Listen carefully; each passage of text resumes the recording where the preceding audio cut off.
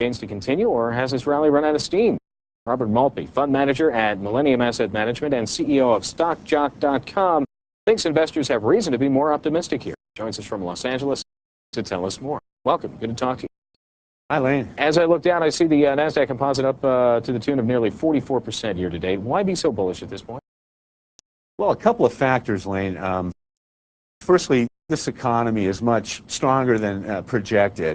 Secondly, productivity is just off the charts. You rub those together and you get a lot of earnings leverage. So combined with the syndrome of analysts being a little bit too conservative at this juncture, I think there's upside surprise ahead. Those analysts are conservative because of what they're hearing from the CEOs and the CFOs, which isn't very much. They're being very conservative as well. In your analysis of the market, when you and your staff take a look at it, what do you see that the more traditional Wall Street firms and the CEOs and CFOs aren't seeing here?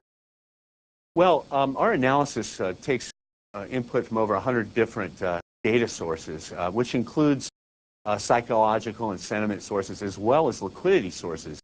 For example, we're seeing money flow into the market at the highest rate in the last 3 years. Over $28 billion, I believe, came into mutual funds recently. Mm-hmm. That's a lot of demand.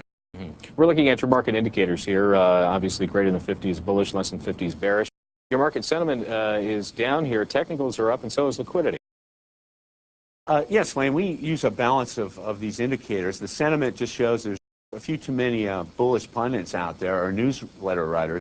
But the other indicators, such as liquidity, earnings, the Fed, interest rates, the yield curve, and the economy, are very, very strong, offsetting that.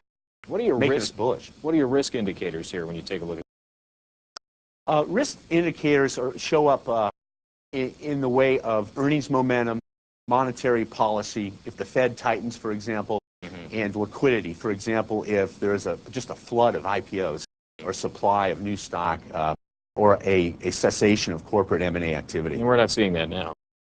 No, we're not. Okay. Wait, there was another screen we had up there, and we kind of switched gears there. If we could bring it back up, we could talk about this as well. The market indicators that include valuation, earnings momentum, and monetary policy. Explain why these numbers are so high right now for you. Valuation is very interesting. We compare this market on a price-to-cash flow basis to other times key times like 2087. And we're seeing that this market is pretty much priced at levels we were at on a price-to-cash flow basis back in '92. So it doesn't look out of the question. And a lot of things, a lot of factors now coming into play.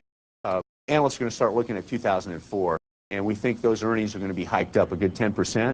So we see a PE ratio that's actually kind of reasonable, 16, 17. With that said, what sectors do you like right now, and why do you like them? Sure. We favor small cap and emerging markets. Small cap right now is trading at the lower end of its valuation range relative to a big cap. It's about, you can buy a small cap stock with higher growth for about the same PE by a big cap stock.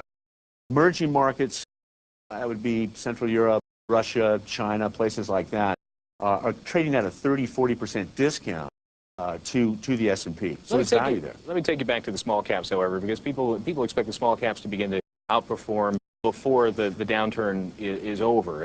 Shouldn't the small cap time in this market be over right now? And people should perhaps, if they believe there's going to be an economic turnaround, be taking a look at mid and large cap.